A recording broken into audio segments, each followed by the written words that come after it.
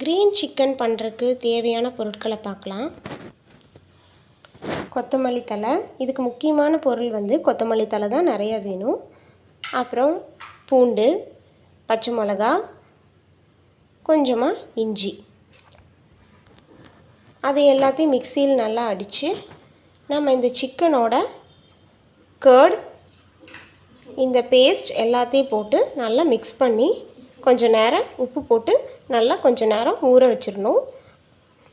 ஊற வச்சதுக்கப்புறம் முதல்ல இப்போ எண்ணெய் ஊற்றியாச்சு. அடுத்தது பச்சை மிளகாய் போடணும். நெக்ஸ்ட் கட் பண்ணி வச்சுருக்கிற ஒரு ஆனியன், அதை நல்லா சாப் பண்ணிவிட்டு போடணும்.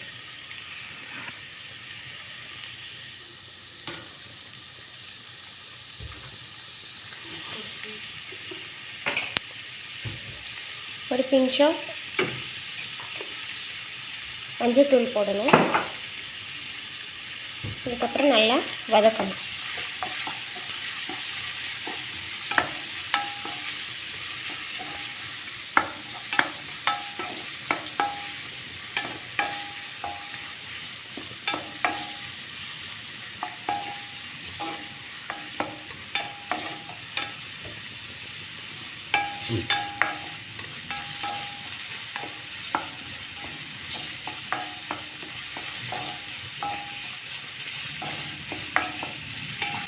இப்போ நல்லா வதங்கினதுக்கப்புறம் நம்ம கொஞ்சம் சீரகம் ஆட் பண்ணுறோம். 1 ஸ்பூன் கரம் மசாலா தூள், மல்லித்தூள் 1 ஸ்பூனு, இது எல்லாத்தையும் சேர்த்து நல்லா வதக்குறோம். இப்போ நம்ம ஆல்ரெடி எல்லாம் மிக்ஸ் பண்ணி வச்சுருக்கிற அந்த சிக்கனோட சேர்த்து இப்போ நம்ம இதில் மிக்ஸ் பண்ண போகிறோம்.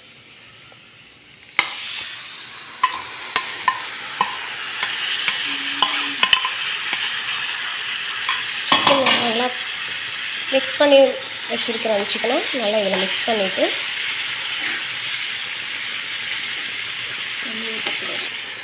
கொஞ்சமாக நம்ம இப்போ சில்லி பவுடர் ஆட் பண்ணியிருக்கோம்.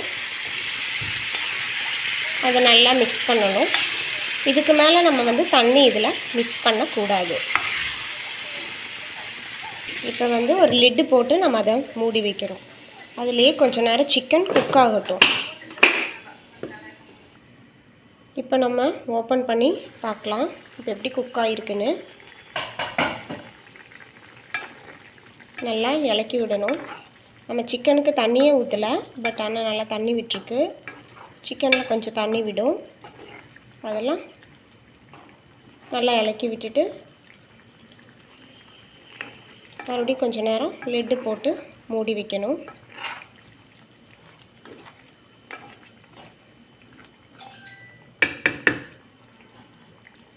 லிட்டு போட்டு மூடிடலாம். இப்போ நம்ம ஓப்பன் பண்ணி இலக்கி விட்டாச்சு. இப்போ சிக்கன் நல்லா ரெடி ஆயிடுச்சு.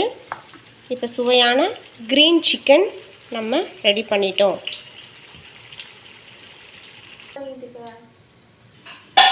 அருமையான க்ரீன் சிக்கன் ரெடி. எல்லாம் டேஸ்ட் பண்ணி பார்த்துட்டு எப்படி இருக்குன்னு கமெண்ட் பண்ணுங்கள்.